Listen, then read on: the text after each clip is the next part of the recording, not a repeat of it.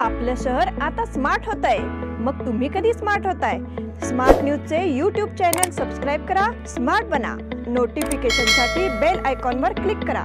नमस्कार, मैं Anuja Patil smart plus के आज के समाचार में आपका स्वागत करती हूँ। शुरुआत में एक नजर आज की सुर्खियों पर।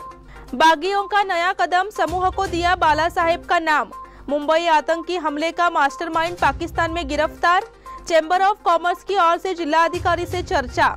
महाराष्ट्र एकीकरण समिति सोमवार को भव्य मोर्चा के लिए तैयार। बुनकरों के उत्पादन के लिए BS चन्नबसप्पा टेक्सटाइल मॉल में विशेष सेवा। स्मार्ट सिटी योजना के तहत बेलगाम में दुनिया के पहले किड्स जोन का शुभारंभ।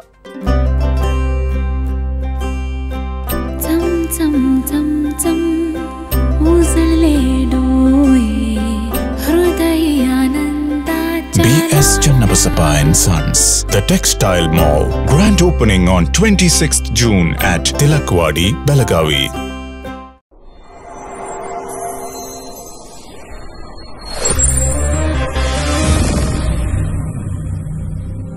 Something happens when you see a perfect moment, where you lose yourself in a new perspective.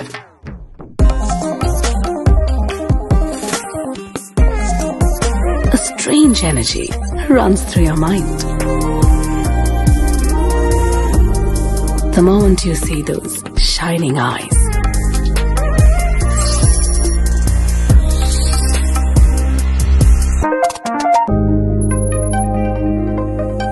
Before you realize, a smile spreads unknowingly.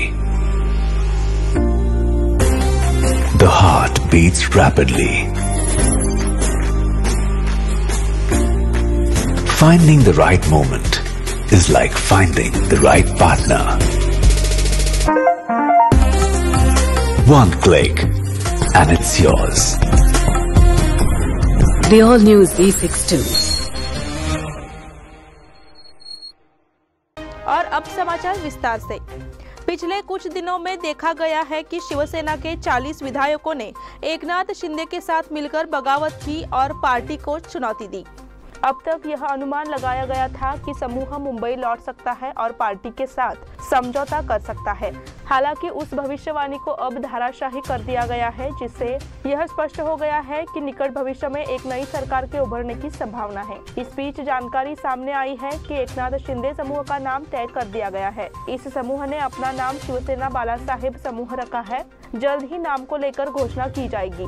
हालांकि शिवसैनिकों ने पहले ही घोषणा करना शुरू कर दिया है कि देशद्रोही इस नाम पर आपत्ति जताकर बाला साहेब के नाम का इस्तेमाल ना करे। इन घटनाक्रमों की पृष्ठभूमि में यह देखा जाता है कि एकनाथ शिंदे समूह महाविकास के मोर्चे से बाहर निकल रहा है। एकनाथ शिंदे के समूह का नाम शिवसेना बाला साहेब रखा गया है। इस नाम में बाला साहेब ठाकरे का नाम आता है, इसलिए शिवसेना के भी नाम के खिलाफ कानूनी कार्रवाई करने की संभावना है। मुंबई आतंकी हमले का मास्टरमाइंड पाकिस्तान में गिरफ्तार। बताया गया है कि 26/11 के मुंबई आतंकी हमले के मास्टरमाइंड साजिद मीर को पाकिस्तान में गिरफ्तार कर लिया गया है। FBI ने मीर को भगोड़ा घोषित कर दिया था। अमेरिकी जांचकर्ताओं ने मीर को विदेशी सरकारी संपत्ति को नुकसान पहुंचाने, आतंकवादियों की सहायता करने, संयुक्त राज्य के बाहर एक नागरिक की हत्या करने और सार्वजनिक स्थानों पर बमबारी करने की साजिश रचने के आरोप में भगोड़ा घोषित कर दिया था। मुंबई हमलों में मारे गए 166 लोगों में 6 अमेरिकी शामिल थे। FBI ने मीर की गिरफ्तारी के लिए सूचना देने वाले को 50 लाख तक का इनाम देने की पेशकश की थी। पाकिस्तानी सरकार ने हमेशा साजिद मीर के बारे में गलत जानकारी दी है। पाकिस्तान ने हमेशा इस बात से इनकार किया है कि साजिद मीर वहां था। पाकिस्तान ने दावा किया था कि साजिद मीर मर चुका है। साजिद मीर भारत के मोस्ट वांटेड आतंकवादियों की सूची में है। उसे मुंबई हमलों का मास्टरमाइंड कहा जाता है। हमले से पहले वह 2005 में फर्जी पासपोर्ट और फर्जी नाम से भारत आया था। साजिद मीर के साथ डेविड कोलमैन, हेडली और अन्य आतंकवादियों ने मुंबई में आतंकवादी हमले की योजना बनाई थी। उसे प्रमुख हाफिज मोहम्मद सईद का करीबी माना जाता है। साजिद मीर की तलाश भारत ही नहीं बल्कि अमेरिका भी पिछले 1 दशक से कर रही है। चैम्बर ऑफ कॉमर्स की ओर से जिलाधिकारी से चर्चा। Belgaum chamber of commerce and industries के सदस्यों ने हाल ही में जिला अधिकारी नितेश पाटिल से मुलाकात की। उन्होंने ट्रेड लाइसेंस के मुद्दे पर भी उनसे अपनी समस्याएं साझा की। उस समय जिला अधिकारी ने तत्परता दिखाते हुए नगर निगम और संबंधित विभाग के अधिकारियों को इस समस्या के समाधान के निर्देश दिए। पेशेवर जिनके पास MNAC का प्रमाण पत्र है, उन्होंने उन्हें किसी भी तरह से जबरदस्ती नहीं करने की सख्त हिदायत दी। इसलिए चैम्बर्स के सदस्यों ने इसका स्वागत किया और जिला अधिकारी को बधाई दी। इस अवसर पर चैम्बर ऑफ कॉमर्स के अध्यक्ष रोहन जूली, पदाधिकारी प्रभाकर नागर मुनोली, स्वप्निल शाह, सचिन सबनीस, रोहित कपाड़िया और अन्य सदस्य उपस्थित थे। महाराष्ट्र एकीकरण समिति सोमवार को भव्य मार्च के लिए तैयार। बेलगाम सहित सीमावर्ती क्षेत्रों में मराठी लोगों के लिए भाषाई अल्पसंख्यकों के अधिकार प्राप्त करने के लिए 27 जून को कलेक्टर कार्यालय में विशाल मोर्चा निकाला जाएगा। महाराष्ट्र एकीकरण समिति ने प्रशासन के दमन के बावजूद इस मोर्चा को सफल बनाने का फैसला किया है। सीमा पार से बड़ी संख्या में भाग लेकर मार्च को सफल बनाने की अपील भी की गई है।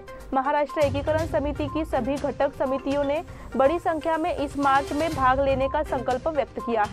इस संबंध में जागरूकता फैलाकर महाराष्ट्र एकीकरण समिति ने घोषणा की है कि वह विराट मोर्चा के लिए तैयार है। भाषाई अल्पसंख्यक अधिनियम के तहत मराठी में सरकारी परिपत्र प्राप्त करने के लिए बार-बार आंदोलन के बावजूद कर्नाटक सरकार इस संबंध में उदासीन है। इसके खिलाफ मोर्चा निकाला जाएगा। जुलूस सुबह 11 बजे धर्मवीर संभाजी महाराज चौक से शुरू होगा। जुलूस कॉलेज रोड होते हुए कलेक्टर कार्यालय तक जाएगा। बुनकरों के उत्पादों के लिए BS चन्नबसप्पा टेक्सटाइल मॉल में विशेष सेवा। बेलगाम के कपड़ा व्यवसाय में क्रांति लाने के लिए BS चन्नबसप्पा टेक्सटाइल मॉल तैयार है। इसके जरिए बेलगाम के बुनकरों की साड़ी भी बिक्री के लिए उपलब्ध कराई जाएगी। इसलिए इसके माध्यम से अपना योगदान निश्चित रूप से बेलगाम कपड़ा उद्योग की दुनिया को फैलाने में होगा। यह विश्वास टेक्सटाइल मॉल के निदेशकों ने व्यक्त किया है। उन्होंने प्रेस कॉन्फ्रेंस में कहा कि दावणगेरे का शोरूम पिछले 85 साल से ग्राहकों को सेवा दे रहा है।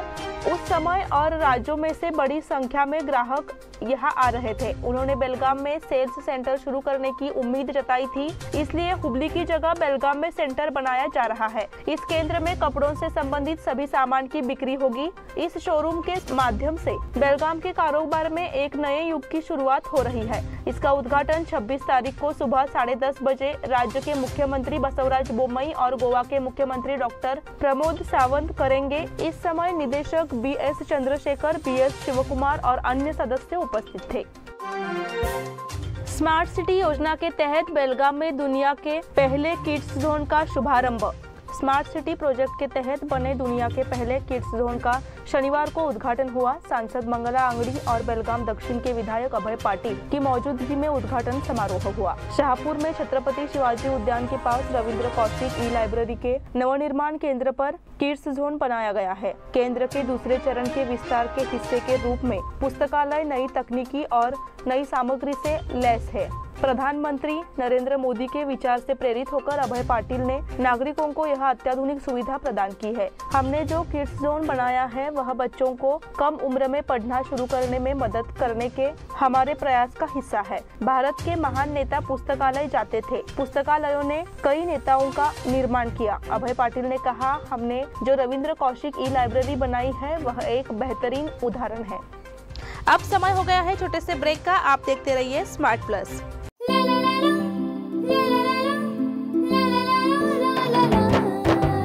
जले दीप अंगना में होगी रोशन दुनिया, पलकों तले छा जाए चांद तारों का साया।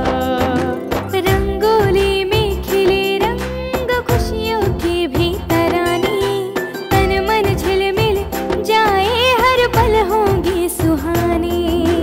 ये अटूट बंधन खिले हर आशियाना, रंग वस्त्रों का खजाना मन भाए आराधना।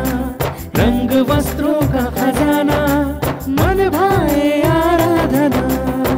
आराधना मारुति गली बेलगाम। मन भाए आराधना। बेलगाम वासियों के पसंद में उतरा उड़ान बार एंड रेस्टोरेंट। सोशल डिस्टेंसिंग का ख्याल रखते हुए हमारा स्टाफ देता है बेहतरीन सर्विस का विश्वास।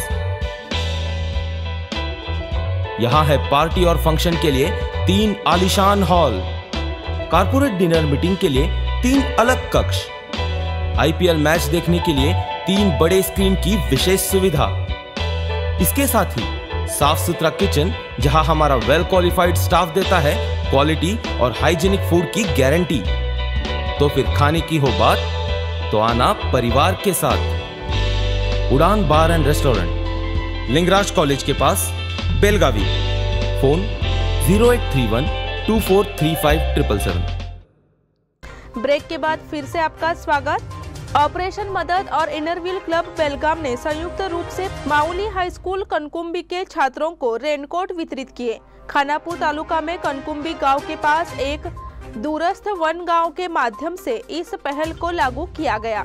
कार्यक्रम में इनरव्हील क्लब की अध्यक्षा सुषमा शेट्टी, सचिव डॉक्टर सविता कद्दू, ISO ममता जैन, श्रुतिका बागी, पूर्व अध्यक्ष सुनीता हनमशेठ, अंजू अग्रवाल, भारतीय उपाध्याय स्कूल सुधार समिति के अध्यक्ष रमेश खोरवी और स्कूल के शिक्षक उपस्थित थे। स्कूल ने सभी गणमान्य व्यक्तियों का गुलाब के फूल से स्वागत किया। इस समय सुषमा शेट्टी, डॉक्टर सविता कद्दू, पद्म प्रसाद हुली ने छात्रों का मार्गदर्शन किया।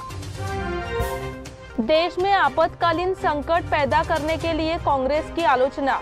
भारतीय जनता पार्टी आपातकाल की कड़वी यादों को समाज के सामने लाने के लिए विभिन्न कार्यक्रम आयोजित कर रही है। इस विषय पर भाजपा के प्रवक्ता MB जिरली ने प्रेस वार्ता की। आपातकाल की स्थिति के दौरान पूरा देश अपनी स्वतंत्रता से वंचित था। आज संवैधानिक अधिकारों की भाषा का इस्तेमाल करने वाली कांग्रेस सरकार और तत्कालीन प्रधानमंत्री इंदिरा गांधी ने संविधान के सभी मूल्यों और सिद्धांतों को रौंदा और आपातकाल लगा दिया। उन्होंने उम्मीद जताई कि समाज को इसकी जानकारी होगी। आपातकाल के दौरान कई देशभक्त नेताओं के साथ गलत व्यवहार किया गया। अब जिस तरह से कांग्रेस नेता देश को भ्रमित कर रहे हैं, उसे देखकर उन्हें ऐसा करने का कोई नैतिक अधिकार नहीं है, ऐसा उन्होंने कहा। डॉक्टर बाबा साहेब आम्बेडकर ने भारतीय संविधान के माध्यम से भारत के प्रत्येक नागरिक को उसके मूल अधिकार देने का कार्य दिया। इस तरह महात्मा गांधी ने भी इस संबंध में कांग्रेस को रोड मैप दिया था।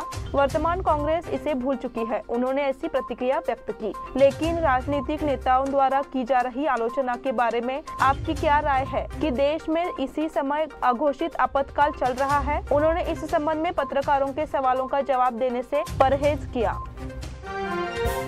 बेलगाम उत्तर के रोटरेट क्लब का अधिग्रहण। बेलगाम उत्तर के रोटरेट क्लब का उद्घाटन समारोह हाल ही में आयोजित किया गया था। इसमें नैना नेरली को अध्यक्ष चुना गया, सौरव देसुरकर सचिव चुने गए, धनराज राजोली को कोषाध्यक्ष पद की जिम्मेदारी दी गई है। कार्यक्रम का आयोजन गणमान्य व्यक्तियों की उपस्थिति में किया गया। कार्यक्रम के दौरान Rotarian Aniket Jadhav installation officer के रूप में मौजूद थे।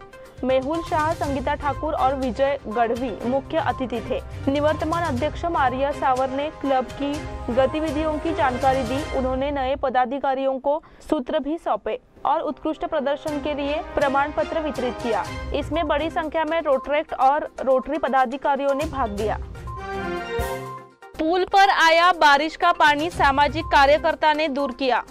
राजहंसगढ़ रोड पर बना पुल घुटने तक बारिश के पानी से भर गया, जिससे यहां का आवागमन बाधित हो गया। इसलिए समाजसेवी वीरेश हिरेमठ ने खुद पुल पर लगे गटर खाली कर सड़क से पानी निकाला, इसलिए उनकी सराहना की जा रही है। शुक्रवार की शाम के बाद बूंदाबांदी शुरू हो गई थी। नतीजन राजहंसगढ़ रोड पर पुल घुटनों तक भर गया। इसमें से वाहनों को खदेड़ा जा रहा था। हालांकि दुर्घटना की संभावना को देखते हुए सर्व लोक सेवा फाउंडेशन के अध्यक्ष वीरेश हिरेमठ, जो रात करीब 10 बजे सड़क से घर जा रहे थे, उन्होंने वाहन को रोक दिया और स्वयं बुझाने वाले नाले से कचरा बाहर निकाला। उन्होंने करीब आधे घंटे तक पुल पर लगे नाले की सफाई की। येडियुरप्पा मार्ग पर नाले की सफाई शुरू। हल्की बारिश के बावजूद पुराने बेलगाम हल्गा क्रॉस तक जाने वाला येडियुरप्पा मार्ग अभी भी घुटने तक पानी में डूबा हुआ है। इसलिए लोगों के गुस्से को देखते हुए शुक्रवार से नगर निगम ने इस मार्ग पर नालों की सफाई शुरू कर दी है। बारिश के कारण येडियुरप्पा मार्ग झील में तब्दील हो रहा है, इसलिए वाहन मालिकों में भारी रोष है। बार बार ऐसा होने के बावजूद नगर निगम ने इस ओर ध्यान नहीं दिया। आखिरकार शुक्रवार से इस मार्ग के नाले की सफाई शुरू हो गई है। जेसीबी की मदद से नाले की सफाई की जा रही है, इसलिए वाहन मालिक संतोष व्यक्त कर रहे हैं।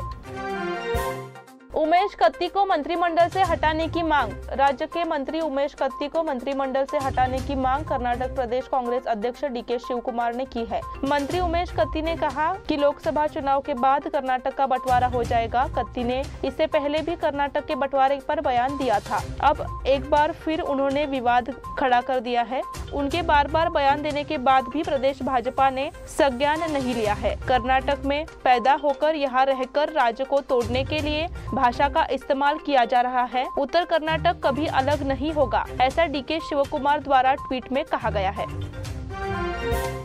कुमारी विश्व कप में भारत को अमेरिका, ब्राजील, मोरक्को की कड़ी चुनौती। फीफा कुमारी विश्व कप के कार्यक्रम की घोषणा शुक्रवार को की गई, जिसमें भारत को ग्रुप ए में संयुक्त राज्य अमेरिका, ब्राजील और मोरक्को से कड़ी चुनौती का सामना करना पड़ा। भारत में विश्व कप 11 से 30 अक्टूबर तक भुवनेश्वर, गोवा और नवी मुंबई में खेला जाएगा। कुल 16 टीमों को 4 ग्रुप में बांटा गया है। भारत अपने पहले मैच में 11 अक्टूबर को अमेरिका से भिड़ेगा। भारत का दूसरा मैच 14 अक्टूबर को मोरक्को और 17 अक्टूबर को ब्राजील से होगा। भारतीय महिला तुर्की को हराकर पहुंची फाइनल में। भारतीय महिला रिकर्व टीम पेरिस में तीरंदाजी विश्व कप स्टेज 3 के फाइनल में पहुंची। सेमीफाइनल में हिंदुस्तान की दीपिका कुमारी, अंकिता भगत और सिमरनजीत कौर की तिगड़ी ने तुर्की की गुलनाज इजाकी और यास्मीन को 5-3 से हराया। अब कल गोल्ड मेडल के मुकाबले ताइवान का सामना भारतीय टीम से होगा। हिंदुस्तानी हिल्स ने पिछले साल इस कैटेगरी में गोल्ड मेडल जीता था। सेमीफाइनल में जोकोविच के आगे अल्कराज की चुनौती।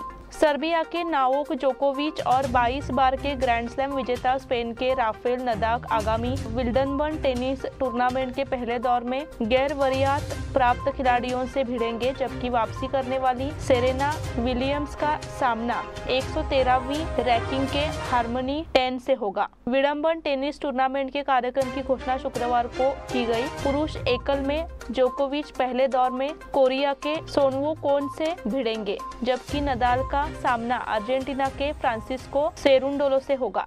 इसी के साथ स्मार्ट प्लस के आज के समाचार यहीं पे समाप्त हुए। धन्यवाद।